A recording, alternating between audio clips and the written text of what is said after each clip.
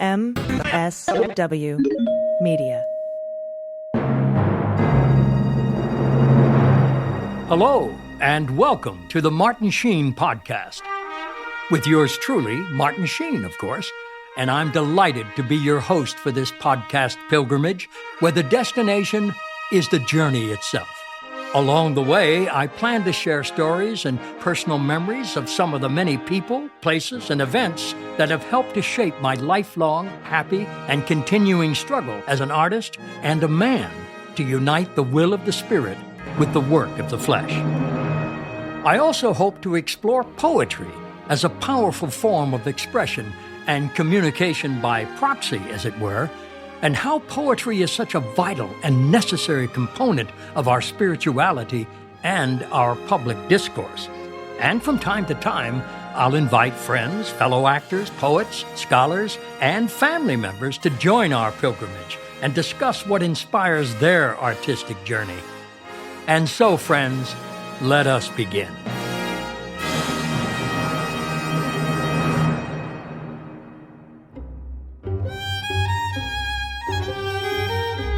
Martin and the Maestro.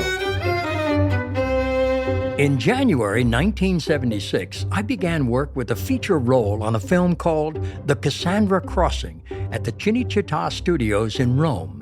The director was George Cosmatos, the producer was Carlo Ponte, and the all-star cast included his wife Sophia Loren, Richard Harris, Burt Lancaster, Lee Strasberg, O.J. Simpson appearing in his very first film, and the legendary Ava Gardner. With the family together, we rented an apartment in Rome, and the six of us settled in for a 3-month adventure. One day, as I was out jogging in the neighborhood, I met Donald Sutherland, who was on location in Rome as well. He was filming Casanova at the Cinecittà with the famous Italian director Federico Fellini. And when I told him that I too was working on a film there, he invited me to drop by anytime and meet the maestro. I told him I'd be delighted, and a few days later, while I was on a break, I found the soundstage where Casanova was being filmed, and I wandered inside. The atmosphere was very casual and relaxed, as it appeared the cast and crew were just returning from a lunch break. And as I looked around, I spotted Donald up on a raised platform with his hair and makeup attendants preparing him for the next scene. He was wrapped from head to toe in a long white shroud, and when I got his attention, he waved hello and signaled for me to stay. I signaled back I would, and I continued wandering around, enjoying the friendly chatter and the normal commotion of a working film set. But a few minutes later, all that changed to a more subdued ambiance when Federico Fellini, the maestro himself, appeared.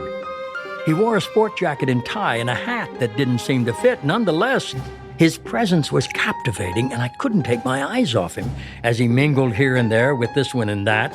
And then suddenly I realized he was staring directly at me. I smiled nervously and turned around looking for Donald, but he was still being prepared for the scene and I couldn't get his attention. When I looked back, I saw Fellini signal to an aide, and with his eyes still on me, he whispered to the aide and pointed in my direction. Ha ha ha, I thought he recognized me and he's sending his aide to bring me over to meet him. Alas, nothing could have been further from that assumption. In fact, the aide appeared in front of me with grave concern and said in a heavy Italian accent, "Ah, signor, I am very sorry, but you know, the maestro don't like the visitors on the set. You must be going." With stunned embarrassment, I struggled to explain that I was there at Donald Sutherland's request, but to no avail. The aide continued, "Ah, signor, I am very sorry, but you know, the maestro don't like the visitors in the set. You must be going, please." Once again, I looked at Donald, but he was still preoccupied and completely unaware of the situation, so I simply gave up and left. Several weeks later, as I was leaving the set of Cassandra Crossing, I was asked if my driver Carlo and I could drop Ava Gardner off at her hotel. It seemed her driver had gone on an errand and couldn't be reached, and Ava was, how do I put it politely? Well, she had had a few while she waited for her driver and was a bit pickled. Okay, she was more than a bit pickled. She was completely pickled, and she needed some caring assistance getting home, which I was more than happy, willing, and able to provide. Ava Gardner was a classic movie idol for decades and a lovely lady. She was great fun to work with as well, and my whole family adored her, especially my son, Ramon. So we picked her up from her dressing room, and as the car headed toward the exit gate, we passed by the soundstage where Casanova was being filmed. Suddenly, Ava said, "Please stop the car. I'm going to visit the maestro." And with that, she bolted from the car, pulled open the stage door, and disappeared inside. I told Carla to stay with the car, and I followed her, trying to stay as close as I possibly could. But it was dark inside the soundstage, and the set was huge. I watched her as she stumbled around, calling out, "Maestro! Maestro, it's me, Ava!" When suddenly, out of nowhere, Fellini appeared, calling back, "Ava, bravo, bravo." And the two of them engaged in a sort of ritual dance with Ava cooing "Maestro" and Fellini cooing "Ava, bravo," until they embraced and he led her away. I was left wondering, now what? When the aide I recognized from before appeared as if on cue, and with the same grave expression in the same heavy Italian accent said, "Ah, signora, I'm very sorry, but you know, the maestro don't like the visitors on the set. Please, you must be going." But this time I didn't wait for him to finish. I simply left and waited in the car till Ava returned a short time later. It's been nearly half a century since then, and while I never met the maestro, and I never saw Donald Sutherland again, unfortunately, the last time I saw Ava Gardner was in the spring of 1986, when she attended my closing night performance of The Normal Heart at the Royal Court Theatre in London, and my son Ramon was her date. We're going to take a brief pause now, but please don't go away. There's a lot more to come. Welcome back. Thanks for staying with us. And now I'm here at the mic with a man that I have known most of my life and all of his life, my son and namesake, Ramon Estevez. Welcome, mi hijo. Gracias, Padre. No, de nada. Since you were very young, you were drawn to the performing arts. You were a dancer, a singer. You played the piano as well as acting and screenwriting. What are you currently pursuing right now? I write. Yeah. That's been a real wonderful thing right now. Right. You keep wrote, writing. Yeah, you wrote keep going. I've been working on a TV pilot for about 3 years. Yeah, tell us about it. I like to keep it to myself for the moment because it's still a work in progress. Okay. I'm working on it right now in my head. Okay. I rewrote a whole scene on the way here. Okay. Well, let's go to, you and I did a film together, which is still revered in a lot of circles, a very, very special film called The Dead Zone. Oh, my God. And I'm often asked, who was the guy that took that incriminating photograph of you? And I identified that young man as my son, Ramon. Sure did. Yeah. Tell us about that. Wasn't it Cronenberg? Yeah. Who directed that? David Cronenberg. Cronenberg? Yeah, I may have been his first. I'm not sure. Yeah, he was real nice. But it was just a thing. He said, just keep taking pictures. And I had a real camera that had film in it. I guess they were going to use the pictures at some point. And just click away in this big, huge camera, you know. And I just remember falling down at one point, like not seeing where I was going. And that was the part they used because it was very realistic. Yeah. So our audience is clear, what was happening in the scene was an assassination attempt. Yeah. And you took a photograph of me in a very compromising position. Holding up the baby. I held up the baby to avoid being shot. Right. And the whole world saw it. The whole world saw it and ruined my chance for the White House. Yeah. And so that film is still viewed today as a, kind of a cult classic. Sure. Cult now, classic. I was billed when the credits rolled, teenage boy with camera. Right? That was it. Right. Yeah, because he didn't have an official name. Right. Yeah. All right. I want to go and talk about one of my favorite times with you and a performance that you gave in a very special film with your brother Charlie and I called Cadence, which we filmed in the summer of 1989 up in a little community called Kamloops in British Columbia, Canada. And you played one of the guards at this army post, this isolated post in West Germany. And you were one of the guards of the brig. And the film involved your brother Charlie being the only white man in this brig, and I played the racist sergeant, and you played a sycophant that really adored me and would do just about anything I said. And I want to tell you and our audience, if anybody has not seen this, if they really want to see the depth of your talent, you were quite brilliant in that show. And I often tell people when I brag about you in this film that even classmates of yours from high school saw the film and did not know it was you. I don't know if I was really actually going for anything like that. It just kind of happened. I think the direction that was given to me gave me a way of being my own person, being my own character, being how I approached that. And a lot of it was just screaming my head off, I think, just stuff that really made the scenes work. You know? But you specifically went through a bit of a training with these real soldiers so that you understood what the job was like. Oh, sure. No, we all did. Yeah. We all did. Yeah. It was like a little bit of a basic training. It was what you would do, everything but working a gun, right? Working any kind of weapon, right? It was at learning how to march and learning how to hold yourself, and so you looked physically correct for what you were doing. Yeah.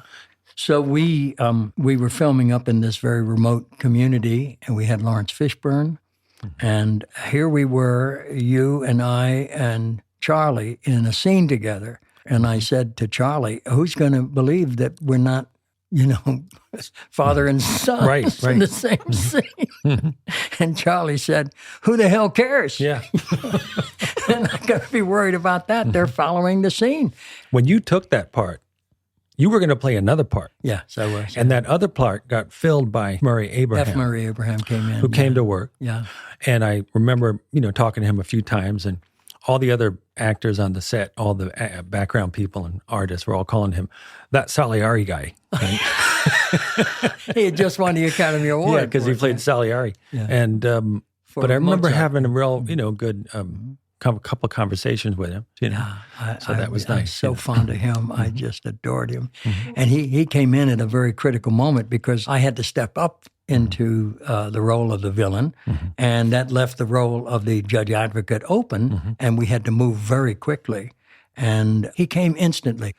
Yeah. I want to talk about one thing that you had learned to drive what they call in the military a deuce and a half. That's a 2.5 ton truck. And it's like a huge pickup truck. Well, I acted like I learned how to drive it. I didn't know at all. I just okay, right. Okay, good. And you had to drive this with all of the prisoners, including Lawrence Fishburne, and for a scene, for a scene down a rough road, and the thing damn near tipped over. Well, I had to know it was when I was backing up to do the scene again. They said, "Okay, reset," and then I had to back up and do the scene again. Oh, this will be really funny, Maybe I'll bump around a little bit, and that'll be fun, There'll be a joke, and I didn't realize how close we came to backing off a cliff. Right? We were watching from 50 yards. We were filming it, and I saw the truck tilt like a sinking boat. Yeah. On the starboard side, and I thought, "Oh my God, there goes the whole cast." Well, when they started banging on the cabin, I was, that must not have been very funny. That brings us to the legendary Ava Gardner. I got to know her, and we would always talk and tell jokes, and she was real down to earth, And I think Ava must have thought, "Oh, good, he's just a kid," but that she saw that I was mature enough to carry on a conversation. How old were you then? I was about 12. Yeah. She was very fond of you. And she didn't have any children. And so that I think she took a great interest, and that you took a great interest in her. I don't think you really knew who she was film-wise, or this movie star. Yeah. I had seen Earthquake, Oh, so. Right. Okay. Yeah. Okay.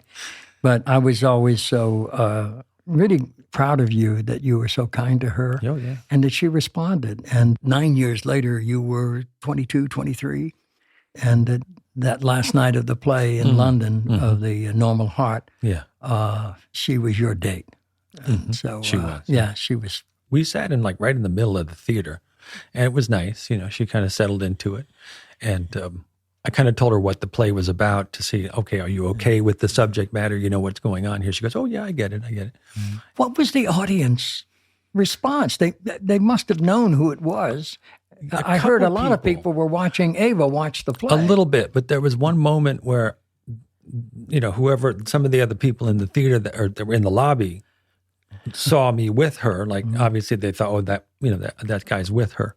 And were polite enough to ask me first. No, not who she was, but if they could ask her for the autograph. Oh, I see. Didn't go right up to her, but asked me first. Like, I said, okay. I think that'd be okay. Yeah, I think she'd be fine with that. Yeah. And was she? And she was fine with it, of Really? course. Yeah. Oh, wow. And then I remember seeing her off to the taxi at the end of the performance and making sure she got the taxi. She was we went out to a pub. We had a little little time together. moment afterward. Yeah. Met the director and but I remember just seeing her in the taxi that night.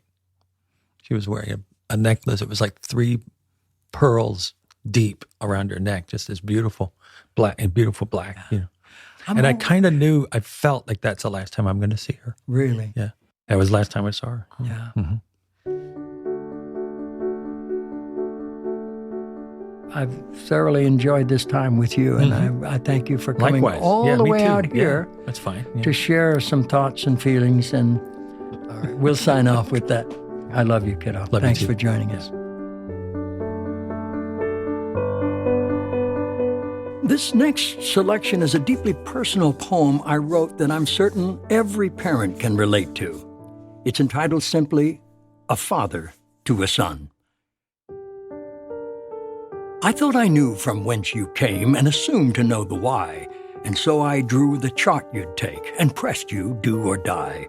I held your hand and then your head as much as you'd permit, pursued my dreams through endless schemes and prayed you would submit. I turned me here and sought you there, the longing to fulfill a half-pretended motive to the glory of my skill. As I maintained the search without, you withdrew within. Your music turned away my shout, my promised threats wore thin. And now perhaps you think you know from whence I came and why. Reflect on all you've seen and heard. Am I that kind of guy? There is a certain danger in the pain of deep regret. Dismissed, unwelcome strangers abandoned to beget. And so I'll stand outside your heart and wish upon a star. For you are me, and I am you, when looked at from afar.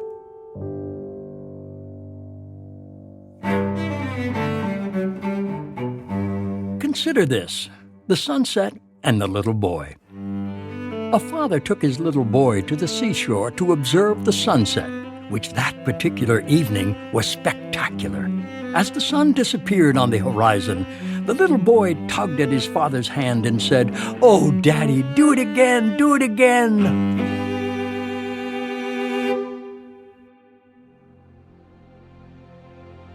I invite you to delve further into the works of the poets I shared with you. And I hope you seek out writers and poets whose work speaks to your hearts and minds with the power to inspire your life. If you've enjoyed what you've heard here, please subscribe to my podcast, The Martin Sheen Podcast, with your host, yours truly, Martin Sheen, of course, wherever you find your podcasts. Yeah, I have to say that. You can find a complete list of the poets and titles of their poems that I've chosen at our website, themartinsheenpodcast.com. I want to thank the people who make this podcast possible, our producer and research assistant, Ramon Estevez, who assures me that the internet is a real thing and a safe place, if not used off-label, and our sound engineer and editor, Bruce Greenspan, the man behind these rich and seamless recordings, and to his dog Gracie, our studio mascot, who snores in perfect pentameter. And so, friends, we part with the prayer from Tagore. We are called to lift up this nation and all its people to that place where the heart is without fear, and the head is held high, where knowledge is free, where the world has not been broken up into fragments by narrow domestic walls, where words come out from the depths of truth and tireless striving stretches its arms towards perfection, where the clear stream of reason has not lost its way into the dreary desert sands of dead habit, where the mind is led forward by thee into ever-widening thought, and action into that heaven of freedom, dear Father. Let our country awake. Amen.